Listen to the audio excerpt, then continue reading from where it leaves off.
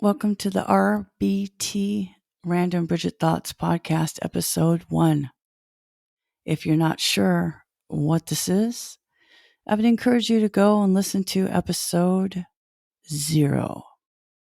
So I was thinking about coupling today and some of the radical feminism or I don't know what you really call it, but the memes and advice you see on Instagram about it's okay to be single, like the exaltation of singleness as if not needing anyone and being a rock and an island, as Simon and Garfunkel used to sing, is that like somehow you're a morally superior person if you hold out for that perfect partner.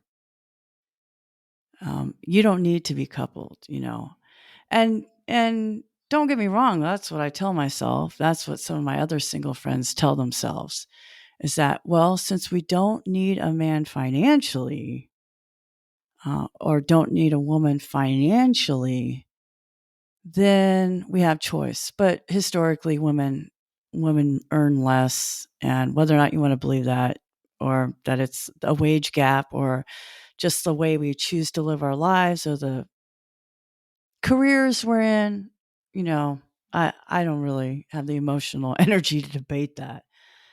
I'm just saying, like, I was married for 23 years, widowed May 31, 2016 from a long-term illness. Not a tragedy. Loved him with all my heart. It'll be 6 years in May. But I'm at the point in my life, in my therapy, recently diagnosed with PTSD for 42 years.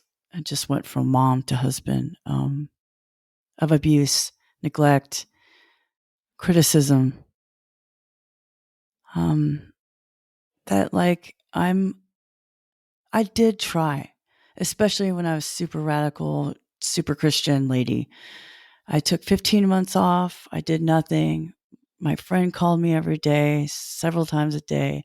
I had good support, not from the church, but from people I wasn't supposed to be friends with. A Mormon, a high Wiccan priestess, and a Mason. But that's another podcast. That would be a funny joke, though. A Mormon, a Wiccan, and a Mason walk into a bar, and the bartender says.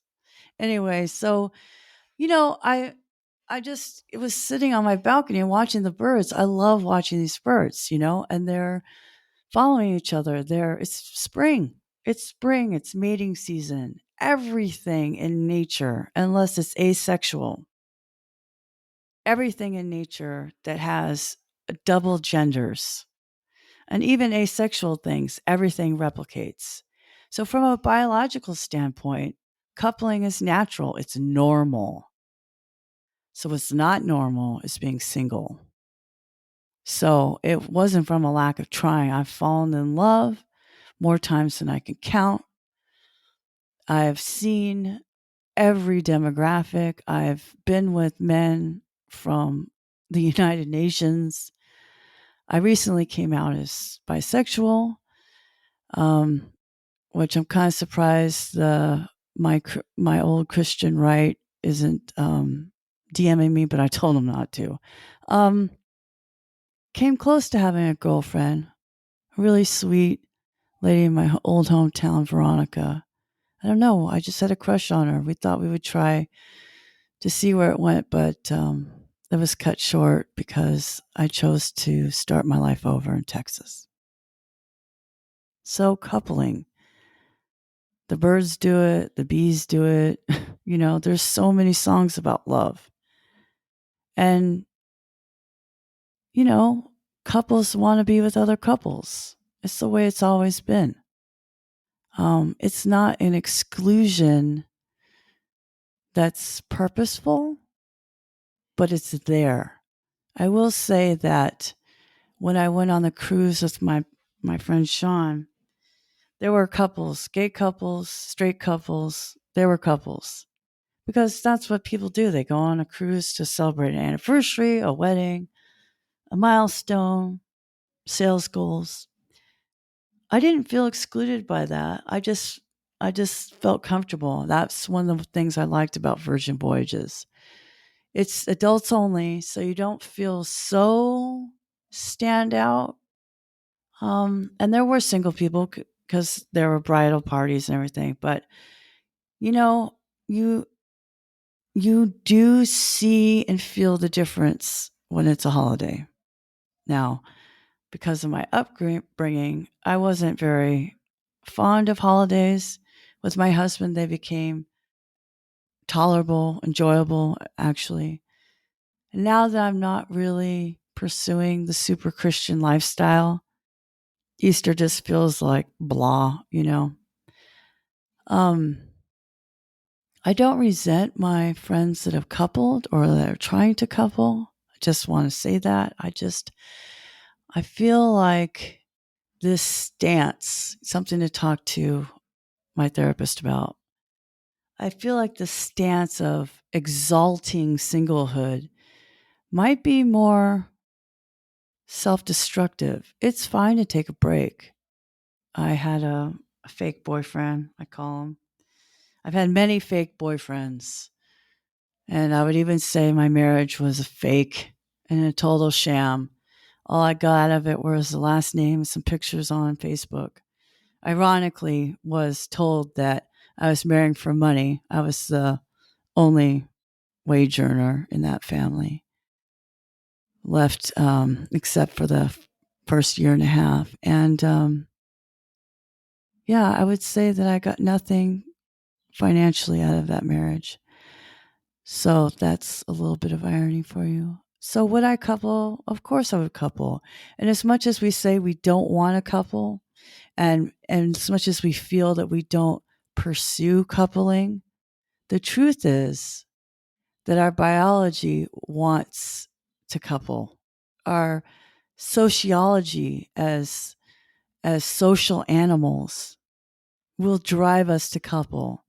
Our subconscious biological socioeconomic forces will want us to couple. Hell, tax brackets might force us to couple. Not force like under the threat of a gun, but it's a strong argument. It's a strong argument to have an emergency contact that actually wants to be your emergency contact. And it's no disparaging fact on my friend who is actually my emergency contact, but that is human biology. So, though I am finally content with being single and finally feeling really good about who I am and super happy about spending today by myself doing my projects like the RBT podcast, painting by number, building my Lego. Don't cut yourself short. Don't wait. Don't, pull a Taylor Tomlinson and go, is this your move? Holding my hand on your deathbed just to get some poo-tang. Is this your move? Don't view your singlehood with so much cynicism that you rob yourself of basic life enjoyment, of coupling. Don't force it out of fear, but don't avoid it out of fear. And I would say 6 years into widowhood, that's where I am.